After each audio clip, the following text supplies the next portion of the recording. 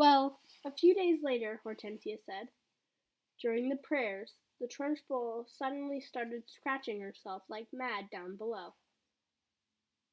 Ah, aha, I said to myself. Here we go. She's changed her gym already. It was pretty wonderful to be sitting there watching it all and knowing I was the only person in the whole school who realized exactly what was going on inside the Trunchbull's pants. And I felt safe too. I knew I couldn't be caught. And then the scratching got worse. She couldn't stop. She must have thought the wasp nest down there. And then, in the middle of the Lord's Prayer, she leapt up and grabbed her bottom and rushed out of the room. Both Matilda and Lavender were enthralled. It was quite clear to them that they were in this moment standing in the presence of a master. Here was somebody who had brought the art of skullduggery to the highest point of perfection. Somebody, moreover, who was willing to risk life and limb to pursue her calling. They gazed in wonder at this goddess, and suddenly even the boil on her nose was no longer a blemish. It was a badge of courage. But how did she catch you that time? Lavender asked, with breathless wonder. She didn't, Hortensia said, but I got in the day and the toki just the same. Why? They both asked. The Trunchbull, Hortensia says, has a nasty habit of guessing when she doesn't know who the culprit is. She makes a guess at it, and the trouble is she is often right. I was the prime suspect this time, because of the golden syrup job, and although I knew she didn't have any proof of nothing I said made a difference. I kept shouting, How could I have done it, Miss Trunchbull? I didn't even know you kept any spare knickers at school. I don't even know what itching powder is. I've never heard of it. But lying didn't help me in spite of the great performance I put on. The Trunchbull simply grabbed me by one ear and rushed me into the choky. At the double, threw me inside all day, and that was my second all-day stretch. It was absolute torture. I was spiked and cut all over when I came out. It's like a war, Matilda said, overwhelmed, and the casualties are terrific. We're the Crusaders, the gallant army fighting for our lives with hardly any weapons at all, and the Trunchbull is the Prince of Darkness, the foul serpent, the fiery dragon, with all the weapons at her command. It's a tough life. We all try to support each other. You can rely on us, Lavender said, making herself as tall as possible. No, I can't, Hortensia says. You're only shrimps, but you never know. We may find a use for you one day, in some undercover job. Tell us a little bit more about what she does, Matilda says. Please do. I mustn't frighten you before you've been here a week, Hortensia said. You won't, Lavender said. We may be small, but we're quite tough. Listen to this, then, Hortensia said.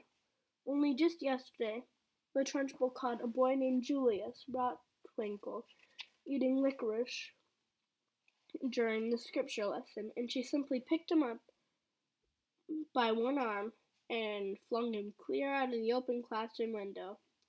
Our classroom is one floor up, and we saw Julius Wrinkle go sailing out over the garden like a frisbee and landing with a thump in the middle of the lattices. Then the Trunchbull turned to us and said, From now on, anyone caught eating candy in class goes straight out the window. Did Julius break any bones? Lavender asked. Only a few, Hortensia said.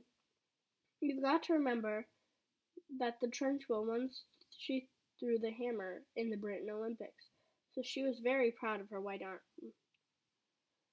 What's throwing the hammer? Lavender asked. The hammer, Hortensia said, is actually a great ready cannonball at the end of a long bit of wire. And the thrower whisks it around and around his or her head faster and faster, and then lets it go. You have to be terrifically strong. The Trunchbull will throw anything around just to keep her arm, especially children. Good heavens, Lavender said. I once heard her say, Hortensia went on, that a large boy is about the same weight as an Olympic hammer, and therefore it's very useful for practicing with. At this point, something strange happened in the playground, which had been filled with shrieks and shouting and children at play, all at once became silent as a grave. Watch out, Hortensia whispered. Lavender glanced around at the gigantic figure of Miss Trunchbull advancing through the crowd of boys and girls with menacing strides. The children drew back hastily to let her through, and her progress across the asphalt was like that of Moses going through the Red Sea, when waters parted and green from the formidable figure she was too, in her belted smock and green breeches. Below her knees, her calf muscles stood out like grapefruits inside her stockings.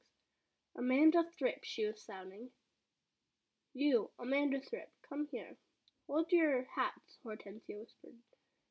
What's going to happen? Lavender whispered back. That idiot Amanda, Hortensia said, has let her hair grow even longer during the holds, and her mother has patted it into the pigtails. Silly thing to do. Why silly? Matilda asked. If there's one thing the Trunchbull can't stand, Hortensia said, it's pigtails. Matilda and Lavender saw the giant in the green breeches and advanced upon the girl, about 10, who had hair of plaited gold pigtails hanging over her shoulders. Each pigtail had a blue satin bow at the end of it, and it looked very pretty. The small girl was wearing pigtails.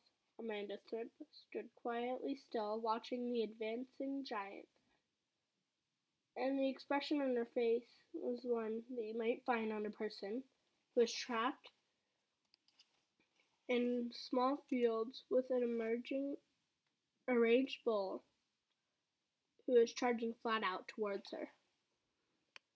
The girl was glued to the spot in terror. Her eyes popped, quivering, knowing for certain that the day of judgment had come for her at last. Miss Trunchbull had now reached to the victim and stood towering over her. I want those filthy pigtails off before you come back to school tomorrow, she barked. Chop 'em off and throw 'em in the dustbin. You understand? Amanda was paralyzed with fright and managed to stutter. My mummy likes them. She plats them for me every morning. Your mummy's a twit, the Trunchbull bellowed. She pointed a finger the size of salami at the child's head and shouted, You look like a rat with tails coming from its head. My mummy thinks I look lovely, Miss Trunchbull, Amanda stuttered, shaking like a blank mage. Don't give me the tinkers. I don't give a tinker's toot about what your mummy thinks, the Trunchbull yelled.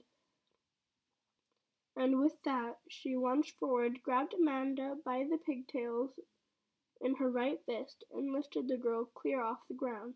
Then she started swinging her round and round, faster and faster. Amanda was screaming blue murder, and the Trunchbull was yelling and screaming. I'll give you pigtails, you little rat. Shades of the Olympics, Hortensia murmured. She's getting up to speed now, just like she does with her hammer. 10-1, she's going to throw her. And now the Trunchbull was leaning back against the weight of the girl and whirling, pivoting on expert toes, spinning around and around, and soon Amanda Thripp was traveling so fast she became a blur. Suddenly, with a mighty grunt, the Trunchbull let go of the pigtails, and Amanda went spinning like a rocket right over the fence of the wire playground and high up into the sky. Well thrown, sir, someone shouted from across the playground, and Matilda, who was mesmerized by the whole crazy affair, saw Amanda Thripp descending in a long, graceful parloba across to the playing field beyond. She landed on the grass, bouncing 3 times, and finally came amazingly then finally came to a rest. Then, amazingly, she sat up and looked a trifle dazed. Who could blame her? But after a minute or so, she was on her feet again, and trotting back towards the playground. The Trunchbull stood in the playground, dusting her hands off. Not bad, she said, considering I'm not strict training. Not bad. Then she strode away. She's mad, Hortensia said. But don't the parents complain? Matilda asked. Would yours? Hortensia asked. I know mine wouldn't. She treats mothers and fathers the same as children. They're all scared to death of her. I'll be seeing you sometime, you two. And with that, she sauntered away.